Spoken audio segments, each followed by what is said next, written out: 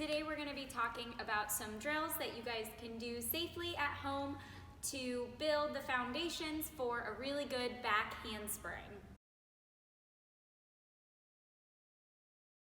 So the first step in our back handspring is going to be the jump. Start with your arms up, squeeze tight by your ears. Make sure that you have some room, and you're going to want to try and go through the first 3 steps, which are sit, lean, and jump, so that you're practicing traveling backwards. Make sure to squeeze nice and tight on those landings.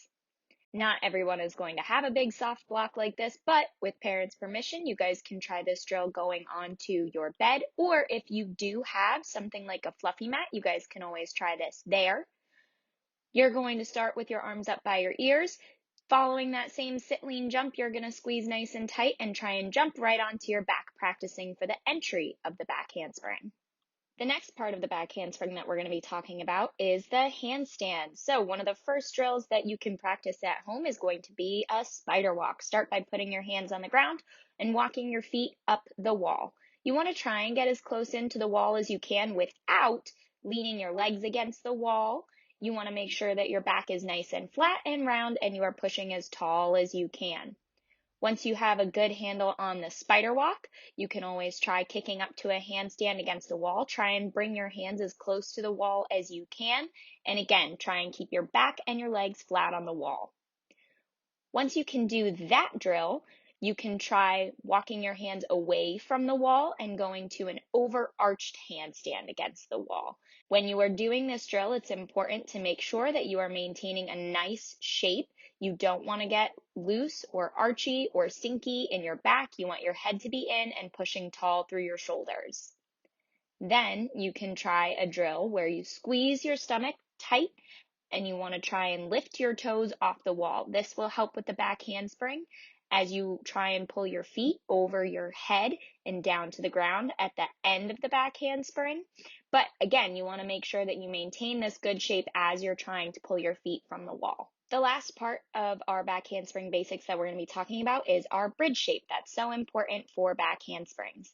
So first, you're going to want to start with your bridge. Feet and hands flat on the ground. You're going to try and push your stomach up to the ceiling. Make sure that when you're coming down, you look at your stomach, tuck your chin in, and you want to be coming down on the back of your head and neck and not the top of your head.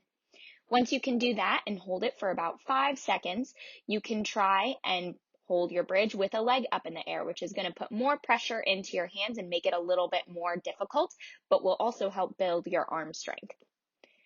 Then, after you can successfully do that a couple of times in a row, you can try some bridge hops. So working on pushing your feet off the ground and holding all of your weight in your hands.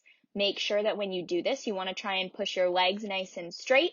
Once you can do all of the bridge drills on the ground, you can start working on your back bends.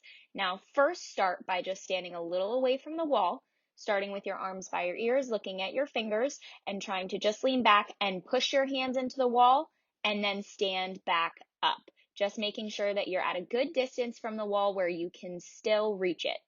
Then, once you can do that, you can try and do a back bend down the wall. So lean back into the wall, walk your hands down. Make sure that right before you're going to the ground, you're pushing into the wall and go down onto the floor one hand at a time. Once you're feeling comfortable with that drill, you can try your back bend, full back bend, making sure that your arms are staying strong when you go to the ground.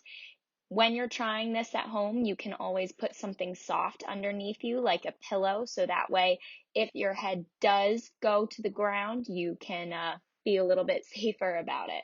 The last drill that I have for you guys is going to be, again, you can do this off the end of a bed or a couch, and you can start by laying, again, in that tight overarched shape with your hands flat on the ground, and practice lifting your toes up over your head. You want to try and engage your belly muscles in this. Shoot up to a handstand, and then you can split and step down or come down to a push-up shape.